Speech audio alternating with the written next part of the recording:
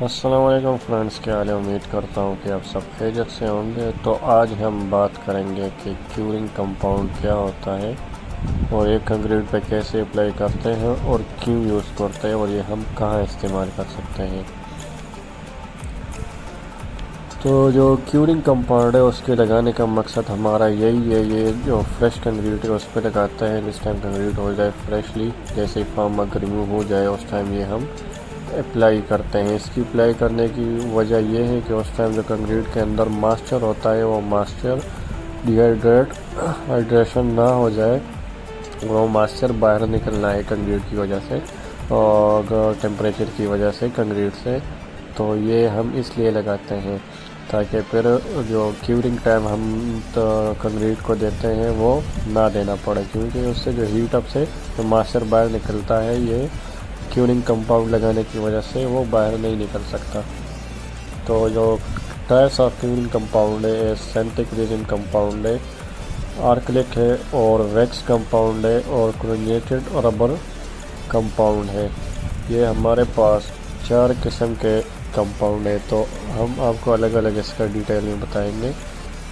जो synthetic resin curing compound है तो ये जो कंक्रीट की सरफेस है उसको एक मेम्ब्रेन की तरह चारों तरफ से सील कर देता है। हर तरफ से अगर एक कॉलम हो तो उसको चारों तरफ से इसको सील कर देता है और इस पे एक लेयर टाइप बना देता है। तो अगर बाद में हमें कंक्रीट के ऊपर कोई प्लास्टर वगैरह करना पड़े तो कोई और जॉइंट लगाना पड़े तो उसको हम गर्म पानी से उसको रिमूव करते हैं। दूसरा हमारे पास आता है एक्रिलिक कंक्रीट क्यूरिंग कंपाउंड।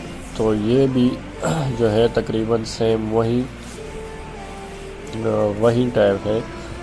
इसकी जो प्रॉपर्टीज़ वगैरह है, अगर हम प्लास्टर वगैरह करें तो हम इसके ऊपर प्लास्टर कर सकते हैं। ये पकड़ कंक्रीट ये प्लास्टर के साथ पकड़ कर लेता है, तो इसको हमें रिमूव करने की ज़रूरत नहीं है। तो तीसरी नंबर जो वैक्स है, ये सामने पिक्चर में भी आपको दिखा रहा है। जो वैक्स कंपाउंड है वो सिमिलर रेजिन कंपाउंड की तरह है, लेकिन जो ये वैक्स कंपाउंड है वो टाइम के साथ साथ अपनी एफिशिएंसी टाइम के साथ वो ख़त्म कर देता है। जो क्लोरीनेटेड रबर क्यूरिंग कंपाउंड है, पिक्चर्स में आपको दिख रहा है, तो ये भी क्यूरिंग कंपाउंड जो है इसकी बहुत थिक लेयर होती है जो कंक्रीट के ऊपर अप्लाई होती है, कंक्रीट को सील कर देती है। लेकिन इसकी जो लेयर है वो ज़्यादा देर तक कंक्रीट के ऊपर नहीं रह सकती और टाइम के साथ इसकी जो लेयर है वो खुद ब खुद ख़त्म हो जाती है, तकरीबन 10 दिन 12 दिन, क्योंकि कंक्रीट की क्यूरिंग टाइम भी यही इतना ही है।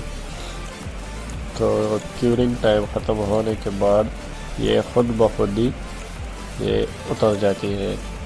जो इसका प्रोसेस है अप्लाई करने का, वो